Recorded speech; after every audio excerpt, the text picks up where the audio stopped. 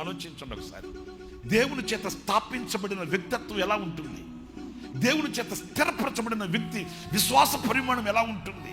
కళ్ళు కుళ్ళిపోతున్నా, ఒళ్ళు గుల్లైపోతున్నా, ఇల్లు ముళ్ళైపోతున్నా, నింగి నేల ఒకవేళ అతని మీద విషపు చూపును చూసి అతని మీద నిప్పుల వర్షం కురిపించినా అతడు కదల్చబడడు. ఎందుకంటే అతడు దేవుని చేత స్థాపించబడిన వ్యక్తి. విశ్వాసపు పోరాటంలో మనకు ఎదురుగా నిలిచే యుద్ధాలు ఎన్నో ఉంటాయి. ఎన్నో సమరములో మనం నిలబడవలసి వస్తుంది. మన విశ్వాస జీవితంలో మన ఎదుట ఉన్న వాటిల్ని మనం అధిగమించి ముందుకు వెళ్ళవలసి వస్తుంది. కానీ ఆనాడు మనం అలసి సొలసి సొక్కి సొమ్మసలిపోయి కుప్పకూలిపోయి ఒకవేళ క్రీస్తు సన్నతలోంచి మనం తొలగిన వారమైతే మనం ఆయన చేత స్థాపించబడిన వ్యక్తులను కాదు అనే విషయాన్ని మీరు గుర్తించాలి. ఆయన భూమిని స్థాపించాడంట.